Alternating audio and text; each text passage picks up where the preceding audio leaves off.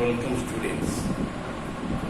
Today I will give a teaching regarding the hemoglobin A. Hemoglobin A is the major constituent of the hemoglobin which you have seen on the red blood corpuscle surface as hemoglobin. Hemoglobin means in it you find the hemoglobin A. Hemoglobin would be remaining in the two forms, in the two different stages. You know, we people are initially starting our life from the embryo, then by the by we are going to be adult stage. And you find the hemoglobin in the early stage, that is called as early erythrocyte or RBCs. In it you find the hemoglobin. Such hemoglobin is called as fetal hemoglobin or fetal line of a hemoglobin. Other hemoglobin you have seen in the adult stage. In the adult stage, in RBC surface or erythrocytes surface, you find the hemoglobin as a protein-like substance, but it will be formed by the action of the gene and on the DNA structure. Okay, and gene generally comprising the what? The factor or determinant, and they will be remaining in a particular locus, and which one is the dominant that can be expressed, other one remains silent. Okay, in hemoglobin A you find the hemoglobin A1 and hemoglobin A2. Okay, in locus you find the hemoglobin A1, hemoglobin A1 or hemoglobin A1 and hemoglobin A2. Okay, and hemoglobin generally represented in two forms, hemoglobin A1 and hemoglobin A2. And about that matter I also discussed with you later. Okay, before also I explained that same.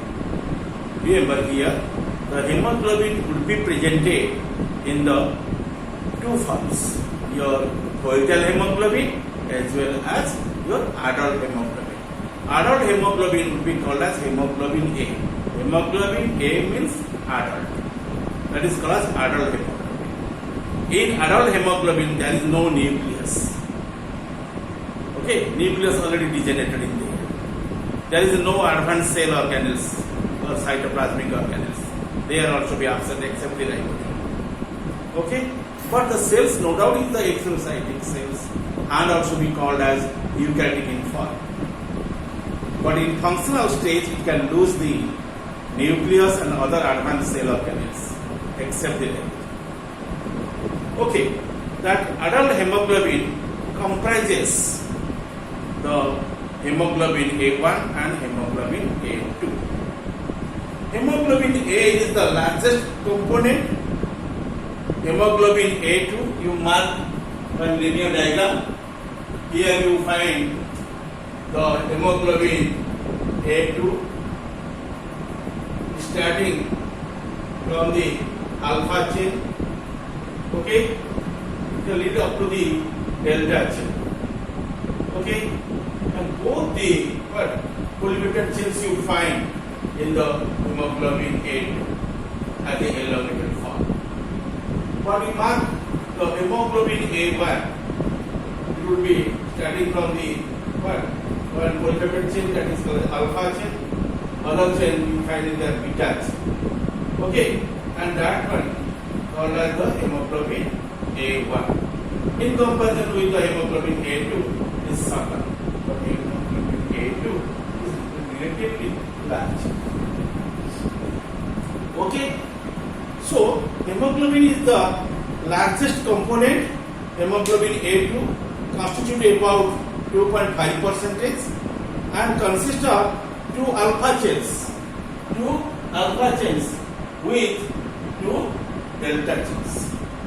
Okay, and in the two alpha chains are like the hemoglobin A or called as adult, and that means that in both the cases the alpha chain also be equal in shape. Okay, and comprising the same number of amino acids in there. But in foetal, a different hemoglobin is present in alpha chain HB. F is the hemoglobin foetal. Alpha chains are equivalent with the alpha chain of the adult. Both the adult and the early, both the hemoglobin comprising the same alpha chains. You find two identical alpha chains in there in case of the adult as well as in case of the foetal cases. And foetal, like the different hemoglobin is present, but in alpha chain, in case of the foetal, it's chemically identical to the alpha chain of the adult hemoglobin, and it is under control of the same gene, whereas in place of the beta chain, the fetal hemoglobin contains the gamma chain. Okay, so let's come to the gamma chain. And here you mark there, this one is your beta chain. Okay, and it shows as starting from the alpha chain and ended at the gamma chain. That means that it has the what? The two same identical alpha chain, and also find the same identical your what? Delta chains. Or also we can here exactly found a pair of what? Identical your gamma chain. Okay, and that means 4 polypeptide bonds must be seen in the hemoglobin. Among 4 polypeptide chains, 2 polypeptide chains are alpha chains, other 2 polypeptide chains are called as here, in case of the foetal line, called as the gamma chain. Okay, and in case of adult, you may find no doubt a pair of 2 identical alpha chain polypeptide bonds and a pair of what? Identical beta chains. 2 numbers of what? Beta chains. In case of your hemoglobin A1, in case of the hemoglobin A2, you must find a pair of 2 identical alpha chains and 2 what? Identical delta chains instead of the beta chains. Okay, however, and these are remaining in the hemoglobin A or adult hemoglobin, which were generally functional in stage, that RBC, and in that time that RBC comprises the hemoglobin, and hemoglobin will be remaining in the 2 forms, your hemoglobin A1 or hemoglobin A2. Okay, and you know the constituents of your hemoglobin A and hemoglobin A2. In hemoglobin A1 you find a pair of identical alpha chains and a pair of 2 identical beta chains, while in case of the hemoglobin A2 you must find the 2 identical alpha chains, along with that character also be comprising a pair of 2 identical your what? Your delta chains. Okay, then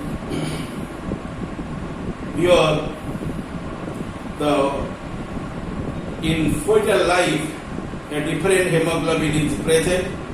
In alpha chain, in case of the foetal, is chemically identical to the alpha chain of the adult hemoglobin.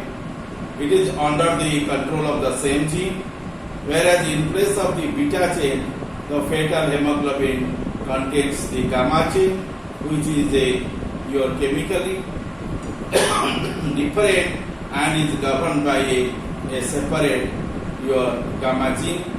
Fetal hemoglobin carries about 30% more oxygen at the low tensions than does the adult hemoglobin, as the synthesis of the gamma chain decreases, the synthesis of the beta chains take over. Okay? As the synthesis of your gamma chain decreases and synthesis of beta chain takes over. In the early stage, in the foetal stage, you find the gamma chain and two identical gamma chains also be remaining with the hemoglobin, and that will be converted at the end to the beta chains when it is going to be adult form. The locus, your delta controlling the delta chain, locus is the delta. You find the two delta genes in there and constitute the delta chains. Controlling the delta chain is the closely adjacent to the locus beta, governing the beta chain. And here one locus arounds as a copy of the other through the gene duplication and your mutation. A superfluous copy of the functional gene by the gene duplication can escape the scrutiny by the natural selection. The sheltered duplicated locus can accumulate the mutations and emerge as a new gene with a different functions in comparison to the original gene. The duplicated genes are the raw material of your molecular evolution. Very well first the nature of the duplicated genes, and the duplicated genes are the raw materials molecules of evolution. This is the conclusion regarding your hemoglobin, which was present in the foetal life as well as in the adult life. Let us know the duplication of gene. Duplication of gene.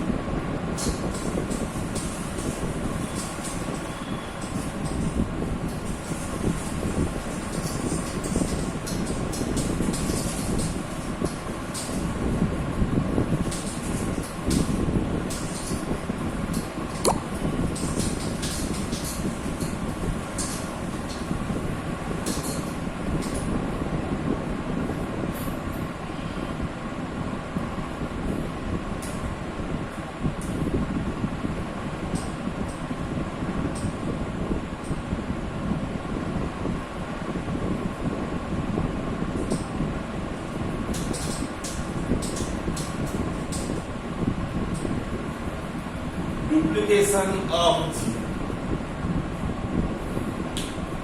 When a particular locus, suppose in one DNA you find two strands, in two chromosomes you find four strands, okay, and you mark there. Especially in chromosomal body, suppose it is one chromosome, it is another chromosome, which one is the identical chromosome, and here you find one gene which will express the character. Suppose it exhibits the characters of the protein character of the globulin, and it also will exhibit the protein character to the as globulin, and they will be remaining in one locus. It may be alpha locus, it may be beta locus, it may be delta locus, it may be gamma locus. The genes which exhibit that character, according to the name of the locus, it will be explained as genes. Suppose here you consider these two genes. This locus is the alpha locus, and these two genes are called as the alpha genes. Okay, these alpha genes exhibits the hemoglobin characteristics. Okay, and these are called as your alpha genes. One must be dominant, other must be recessive in nature. However, sometimes also both will be also be codominant, also be remaining as a incomplete dominance. However, you can exhibit the usually one dominant character, other one also exhibits the recessive trait. Both here remaining in the one locus, that is called alpha locus. Likely, in case of the other two genes, which will be remaining another locus, and that locus will be called as your beta. And this one, the nearby the alpha locus, and this locus will be called as beta locus. Okay, and likely you find another pair of locus or another genes within a locus, and that will be called as your delta locus, and others which will be remaining in the latter, and they will be called as your what? Called as the locus, and that locus will be named as your gamma locus, called as your gamma locus. Okay, and remember here, an alpha locus. After the alpha locus, you find the beta locus, delta locus, and gamma locus. And in the gamma locus, you find the gamma genes. In the delta locus, you find the delta genes. In beta locus, you find the beta genes. In alpha locus, you find the alpha genes. Okay, when a particular locus duplicates itself, two genes with identical base sequence and coexist, and in the same individuals, and you mark here, and these are the two chromosomes, and when they will be splitted off, you mark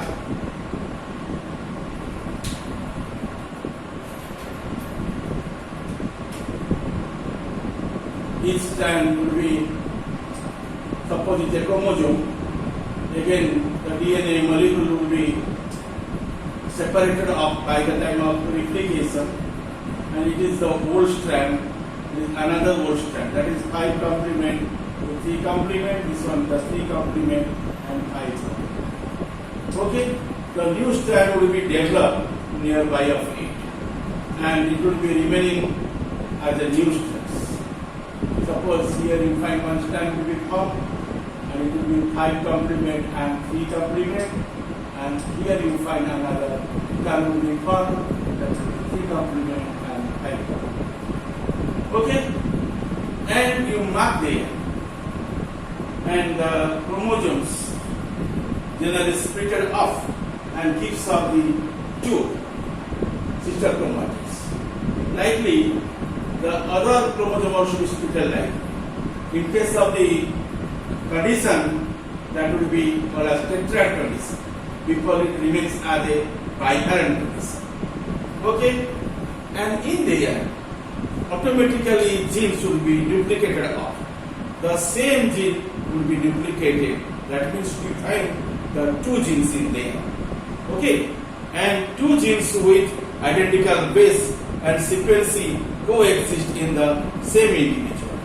Only one locus is usually to produce the polypeptide chains, while additional locus is regarded as the superfluous.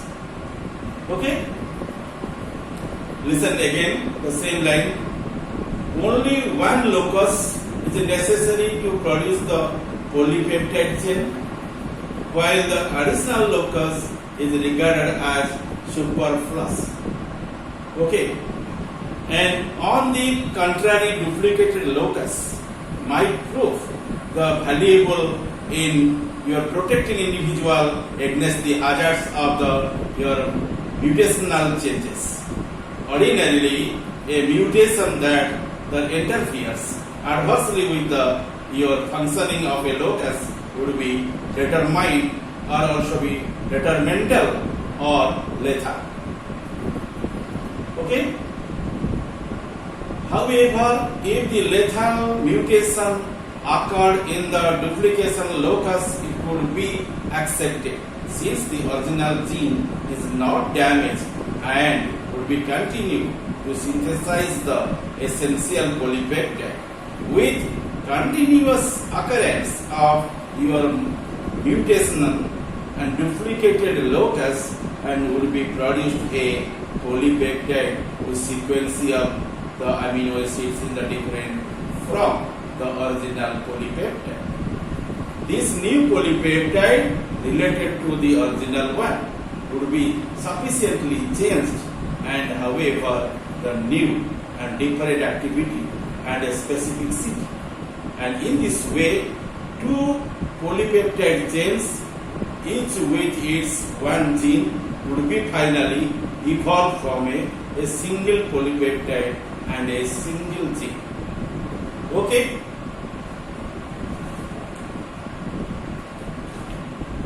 Then a particular gene may be duplicated more than once, and thus a large families of related proteins may evolve from a common your progenitor, and these varies hemoglobin genes, your alpha, beta, your gamma and delta arose by duplication from a single common ancestral gene. Am I correct? And each duplication was followed by accumulation of mutations in the duplicated locus. Okay? The duplications that originated early in the evolutionary history was frequently separated into the different chromosomes by translocations, while recently duplicated genes remain linked on the same chromosome. The alpha and beta genes of hemoglobin presently resides in a separate chromosomes, whereas recently evolved the delta gene has remained closely adjacent to the beta genes. Okay, and you mark there, and which one is the dominance nature, that gene must be express its character, and which one has no ability to over the dominance genes but the presented characters, and that must be called as the recessive gene, because it will be hidden or also be uncovered by the dominance gene. And so dominance gene all the times express its character, and recessive gene all the times it is hidden under the dominant characters. Okay, and whereas recently evolved your delta gene has remained closely adjacent to the beta gene in DNA. Thank you. I expressed my topic, which one is called as hemoglobin of the human being. In next day, I shall discuss with you about the molecular evolution of hemoglobin. Thank you.